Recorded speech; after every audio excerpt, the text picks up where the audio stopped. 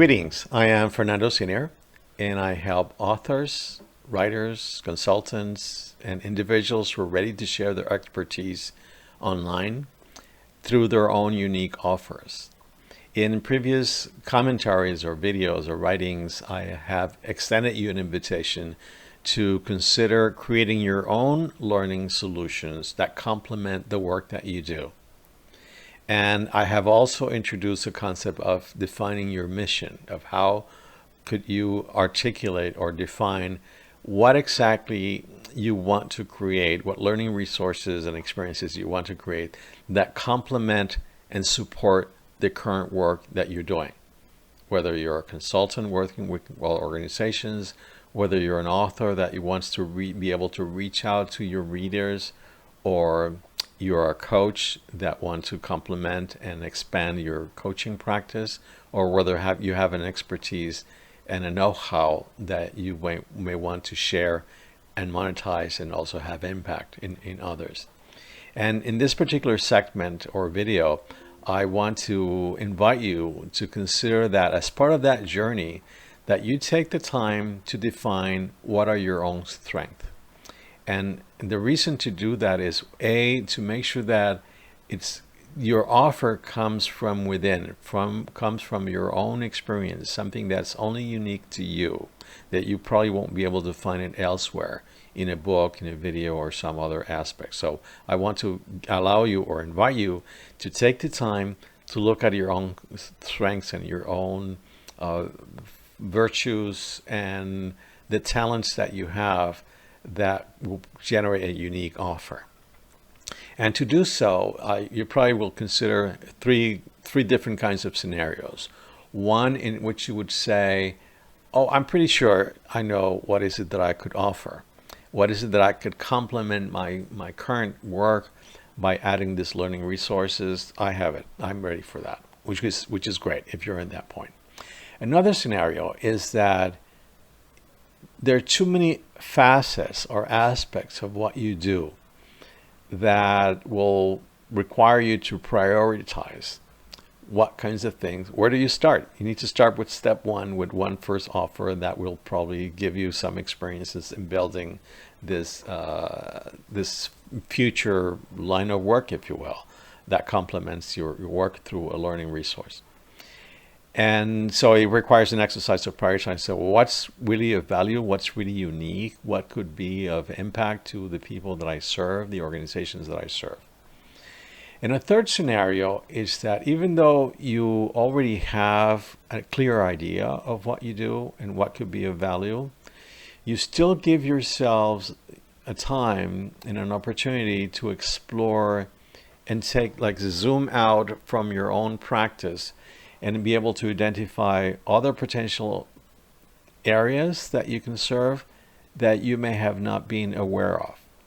And let me speak a little bit to that. For example, we are, because I have worked with experts in many fields, and that's the nature of what I do, sort of building learning solutions and working with experts from engineering to medicine to accounting to manufacturing and what have you.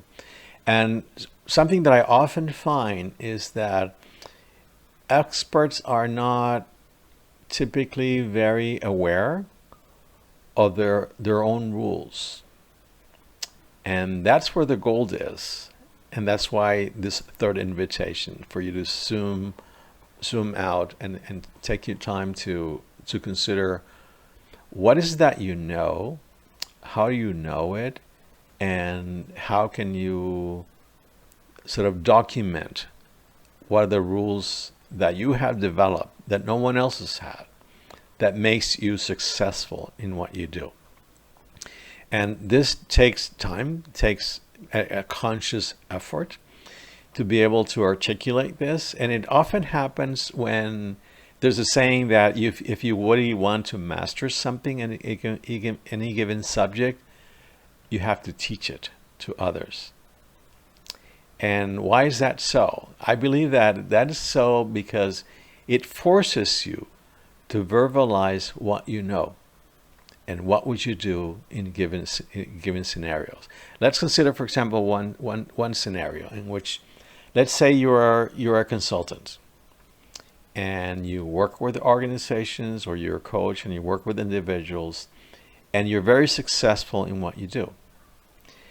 Let's consider that you have grown enough sort of clientele or people that want to work with you to the point that you need to hire other people.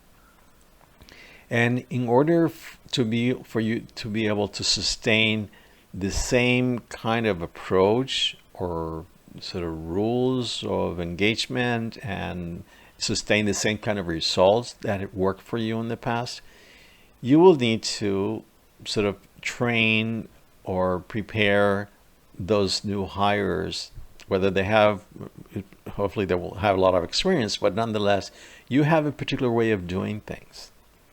You have a particular process.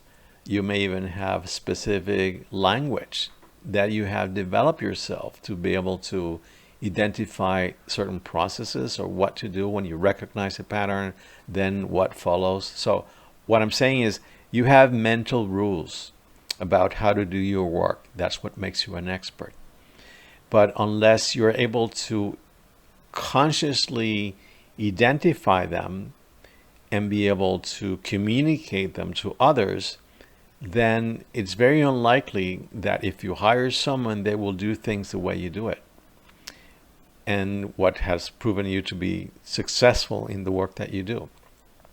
So back to the scenarios that, yes, you may know what you already have, what you're ready to offer, that you have several things and you can find a way to prioritize what could be of value in terms of generating a learning solution.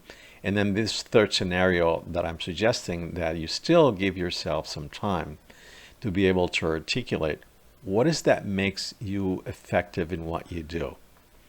And in doing so, that it's really a great source for you to start generating resources and even improving your practice and even communicating the value of what you offer to the people that in the organizations that you serve. You can do that by just giving yourself time to doing journaling, taking walks, things that I mentioned in a previous video. Another resource that you may consider is a concept that has been circulating. It's called Ikigai. So the concept of Ikigai comes from Japan, and it could be summarized in this graphic. I'm not an expert in it, but I at least point you to it so you can do your own research and your own studies. But as you can see, it takes a bigger picture from you as an individual to help you identify what are the things that you do that you love doing, what are you really good at, what it's of value, and what are its perceive as a good contribution from the people that you may serve. So that what the world needs, that's what's described it. And ultimately also too, it's how you can combine all those things so that you make a living out of doing something that you love, that you're really good at, that the world needs, and therefore that you can sustain yourself by making that offer and dedicating your work to that. So in summary, what I want to leave you with is an invitation to don't rush into finding content to be able to generate a learning offer, but rather to make it really unique in something that only speaks to you and your experience and your expertise, to give yourself time to consider why or how do you do the things that you do. What are the rules that you have developed your own that no one else's has, because it's your own approach, your own way of doing things, and that becoming the source of you generating one or many offers of learning opportunities for your clients, for your readers, for your followers, and the like. So I hope this will be useful to you. Please follow, share, subscribe, and see you in the next episode. Take care.